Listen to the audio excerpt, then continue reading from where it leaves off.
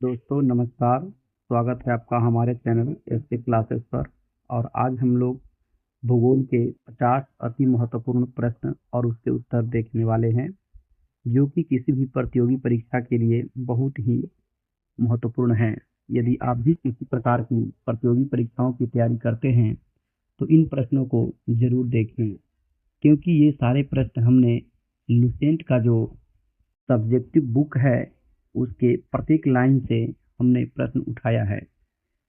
तो यदि आप उस पुस्तक को पढ़ते हैं तो आपको ये सारे सवाल और इनके उत्तर आपको वहाँ भी मिल जाएंगे। तो चलिए बिना देर किए हुए हम शुरू करते हैं। देखेंगे हम लोग, जिसमें हमारा पहला प्रश्न कहता है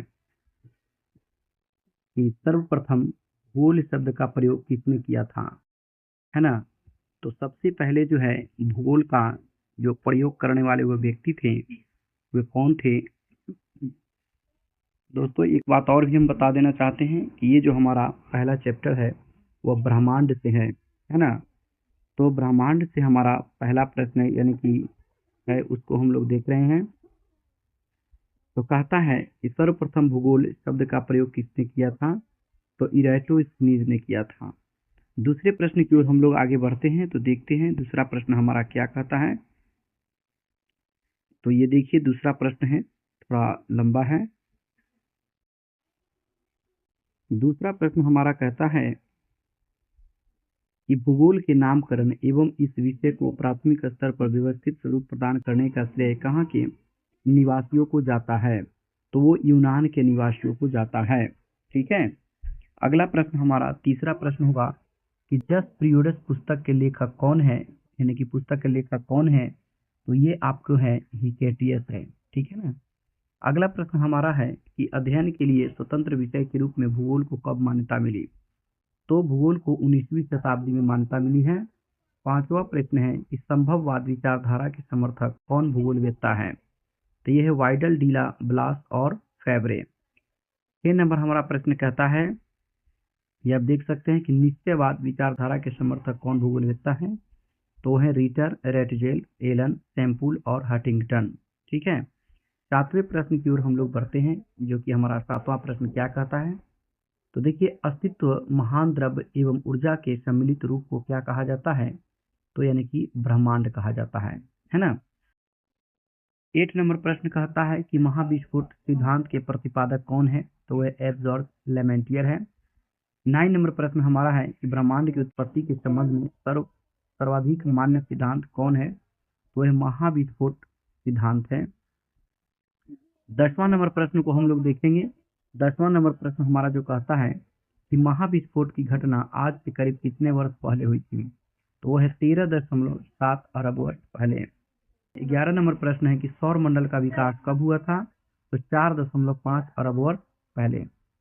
12 नंबर प्रश्न है कि गॉड पार्टिकल के नाम से किसे जाना जाता है, तो हिग्स बोसोन को जाना जाता है।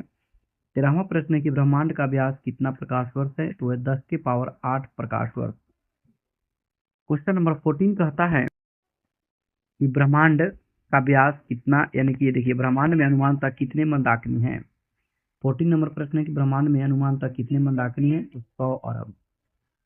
15 नंबर प्रश्न कहता है कि प्रत्येक मंदाकिनी में अनुमानतः कितने तारे होते हैं, तो 100 अरब तारे होते हैं।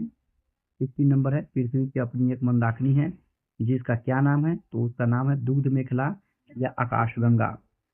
अगला प्रश्न हमारा है 17 नंबर कि दुग्ध मेखला या आकाशगंगा का 80% भाग किस प्रकार का है, तो वो 80% यानी कि 80% जो भाग है वह सर्पिलाकार है। 18 नंबर प्रश्न है दूध में खिलाया आकाशगंगा को सर्वप्रथम किसने देखा था, है ना। सॉरी, दूध में यानी कि दुग्ध मेखला उसका नाम है ना। क्या नाम है, तो यहाँ पर दुग्ध मेखला याद रखेंगे, तो इसको गैलीलियो ने देखा था। अगला प्रश्न है कि आकाशगंगा की सबसे नजदीकी मंदाकिनी को क्या नाम दिया गया है, तो देवयानी नाम दिया गया है। 20 नंबर प्रश्न है कि नवीनतम ज्ञात मंदाकिनी का क्या नाम है, तो उसका नाम है ड्वार्फ मंदाकिनी। अगले प्रश्न की ओर हम लोग चलते हैं, जो कि हमारा 21 नंबर प्रश्न होगा। देखते हैं क्या कहता है कि निहारिका में क्या होता है, तो निहारिका में धूल और गैस का बादल होता है। अब हमारा यहाँ पे चैप्टर नंबर 2 जो है सौर मंडल, ये चालू होता है। तो 22 नंबर प्रश्न हमारा कहता है कि सौरमंडल निकाय के द्रव्य का लगभग 99.999 द्रव्य किस में निहित होता है? तो सूर्य में निहित होता है। 23 नंबर प्रश्न कहता है कि सौरमंडल के समस्त ऊर्जा का स्रोत कौन है? तो वो सूर्य है। 24 नंबर प्रश्न को देखेंगे कि सौरमंडल से बाहर बिल्कुल एक जैसे दिखने वाले जुड़वा पिंडों के समूह को क्या कहते हैं? प्लेनेमस कहते हैं। 25 नंबर कहता है कि सौरमंडल का प्रधान कौन है? तो वो आपको सूर्य ही है ना। अगले प्रश्न की ओर हम लोग चलते हैं, जो कि हमारा 26 नंबर प्रश्न होगा। और ये क्या कहता है 26 नंबर प्रश्न?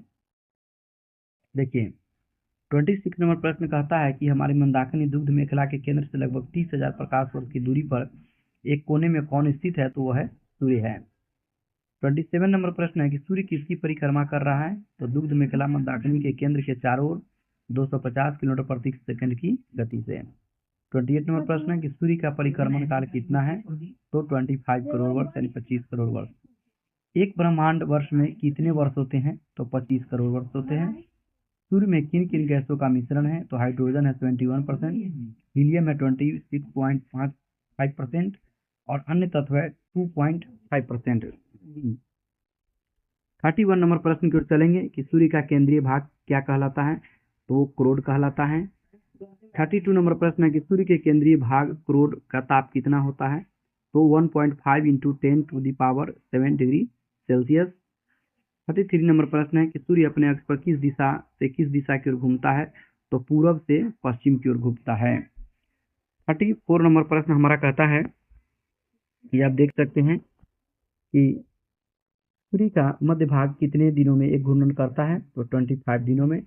अगला प्रश्न है कि सूर्य का ध्रुवीय भाग एक घूर्णन कितने दिनों में करता है? तो 35 दिनों में। और 36 नंबर हमारा प्रश्न क्या कहता है? तो ये कहता है सूर्य के बाहरी सतह का तापमान कितना होता है? तो 6000 डिग्री सेल्सियस। 37 नंबर प्रश्न को देखेंगे, किसने बताया था कि 10⁷ डिग्री सेल्सियस ताप पर सूर्य के केंद्र पर 4 हाइड्रोजन नाभिक मिलकर एक हीलियम नाभिक का निर्माण करता है? तो ये हैंस बेथ ने बताया था, हैंस बेथ ने। अगला प्रश्न है कि सूर्य के केंद्र पर कौन सी प्रक्रिया होती है जो सूर्य की ऊर्जा का स्रोत है? वह नाभिकीय संलयन अभिक्रिया होती है। अगला प्रश्न है कि सूर्य के दीप्तिमान सतह को क्या कहते हैं? उसको हम लोग प्रकाश मंडल कहते हैं, है ना। 40 नंबर प्रश्न है कि सूर्य के प्रकाश मंडल के किनारे प्रकाश नहीं होते हैं, तो क्योंकि सूर्य का वायुमंडल प्रकाश का अवशोषण कर लेता है। इसको क्या कहते हैं? तो इसको कहते हैं वर्णमंडल कहते हैं, यानी कि क्रोमोस्फीयर कहते हैं। 41 नंबर प्रश्न पर हम लोग चलेंगे। ये हमारा क्या कहता है? देखिए जरा, सूर्य ग्रहण के समय सूर्य के दिखाई देने वाले भाग को क्या कहते हैं, है ना। तो इसे हम लोग क्या कहते हैं? सूर्य किरीट यानी कि कोरोना कहते हैं। सूर्य किरीट यानी कि कोरोना कहते हैं। सूर्य किरीट यानी कि कोरोना। सूर्य ग्रहण के समय सूर्य के दिखाई देने वाले भाग सूर्य किरीट से कौन सा किरण उत्सर्जित होती है? तो एक्सरे, है ना।